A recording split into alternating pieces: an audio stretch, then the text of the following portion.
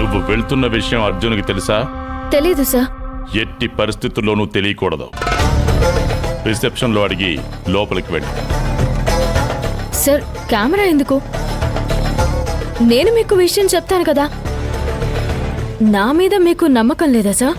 కొన్ని విషయాల్లో నన్ను నేనే నమ్మను. మనుషులు అబద్ధం ఆడతారు, నాటకాలు ఆడతారు, కానీ వస్తువులు అబద్ధం చెప్పవు. నీకు జాలి మనసు, ఆ అర్జున్ని సేవ్ చేస్తావు, కానీ కెమెరా ఆ పని చేయదు కదా. దాని ముందు ఏదుంటే అదే చూపిస్తుంది. నీకు అర్జున్కి ఏమైనా అండర్స్టాండింగ్ నడుస్తుందా?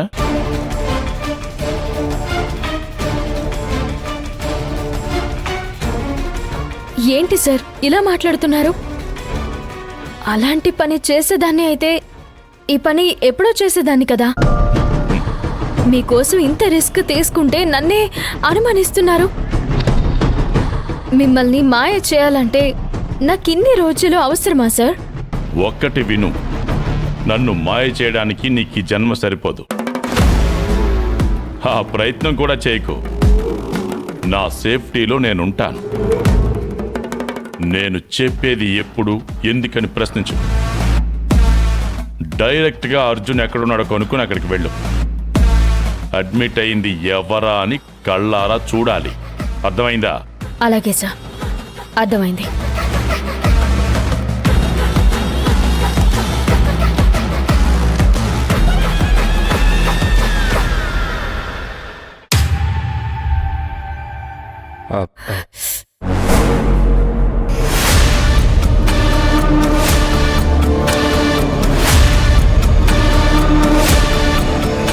నువ్వు ఇక్కడికి ఎందుకు వచ్చావు? నేను హాస్పిటల్లో ఉన్నానని నీకెవరు చెప్పారు? నువ్వు హాస్పిటల్లో ఉన్నావని నాకు మెసేజ్ వచ్చింది. ఎవరు చెప్పారు? అదంతా నీకెందుకు? ఓ, ఏమైంది ఆయనకి? ఆయన వర్క్లో ఉండగా హార్ట్ అటాక్ వచ్చింది.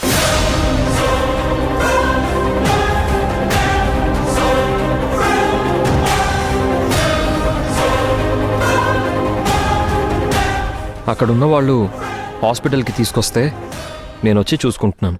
ఇదెప్పుడు జరిగింది? నిన్న రాత్రి జరిగింది.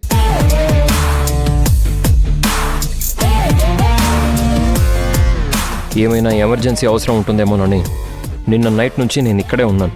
ఇంత జరిగితే నాకెందుకు ఇన్ఫార్మ్ చేయలేదు? రాత్రికి ఇంటికి రాను అని కాల్ చేసి చెప్పొచ్చు కదా. నిన్నెందుకు టెన్షన్ పెట్టడం అని చెప్పలేదు. అంతా సరయ్యాక చెప్దాంలే అనుకున్నాను. అంతా సరయ్యాక చెప్తే ఏంటి ప్రయోజనం? Sivagami, what do you mean? హాస్పిటల్లో గొడవ పడడానికి వచ్చావా? ఇతను మన ఫ్యాక్టరీ మేనేజర్. అతని విషయంలో ఇలా మాట్లాడకూడదు.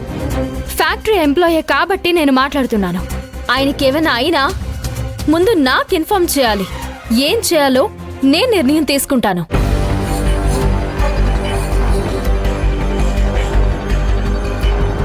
నువ్వు నిర్ణయం తీసుకుని ఏదైనా తేడా జరిగితే ప్రశ్నించేది ఎవరిని? నన్నే కదా అడుగుతారు.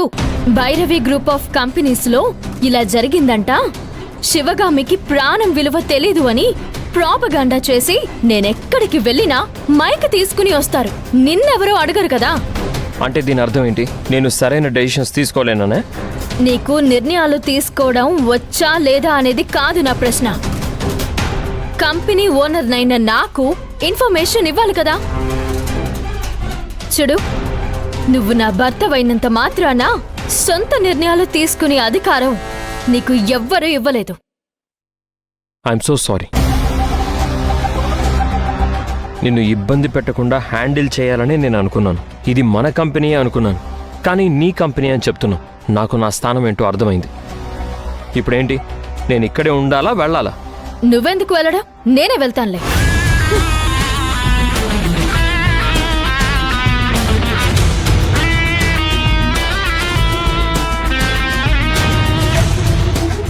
రామ్ కుమార్ గారు, ఇంకా లేవండి. నాటకం అయిపోయింది.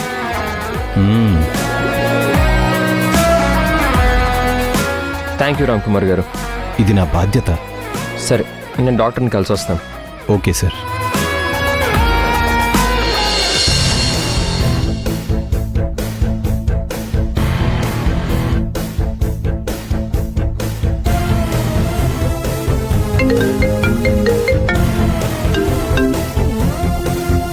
చెప్పు చైత్ర. సార్, ఆ మేనేజర్ రామ్ కుమార్కి హార్ట్ అటాక్ వచ్చిందంట. హాస్పిటల్లో అతని కోసమే అర్జున్ ఉన్నాడు. నేను చూశానులే. అర్జున్ రామ్ కుమార్ ఇద్దరు క్లోజ్ కదా, అందుకే అడ్మిట్ చేసినట్టున్నాడు. గుణ, నువ్వు ఓ పని చేయి, మన కన్స్ట్రక్షన్ దగ్గరికి మన కుర్రాళ్ళని పంపించు. ఆ దిష్టి బొమ్మను ఒకసారి చెక్ చేయమని. Okay Ravan bye. సరే చైత్ర, నువ్వు అక్కడి నుంచి వెళ్ళు. సరే సార్.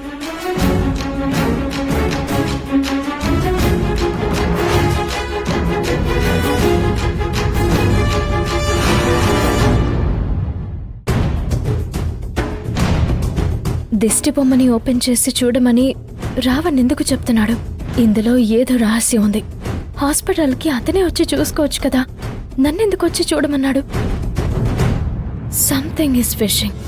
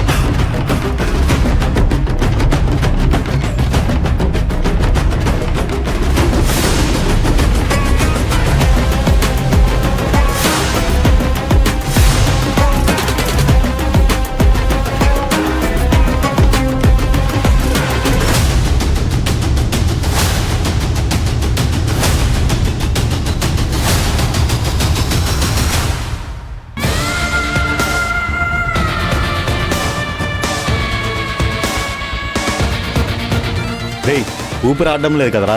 పోయిందా? అయితే బాడీ వాసన ఏం రావట్లేదు. కెమికల్ వేసినాం కదరా, అందుకే వాసన రాదు. నువ్వు వెంటనే బాస్కి కాల్ చేయరా. సరే.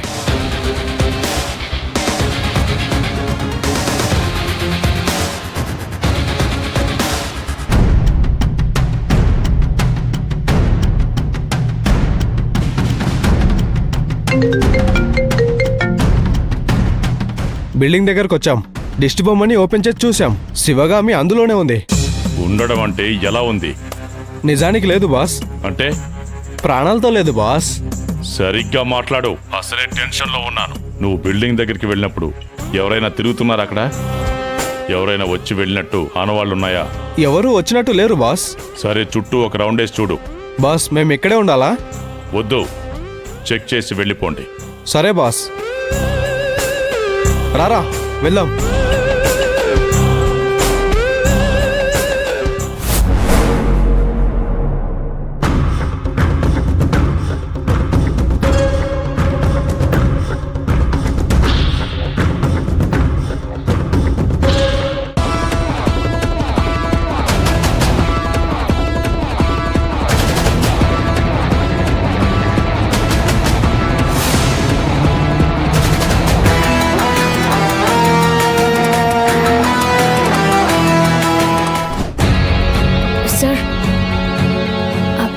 కెమెరా ఏం లేదు సార్.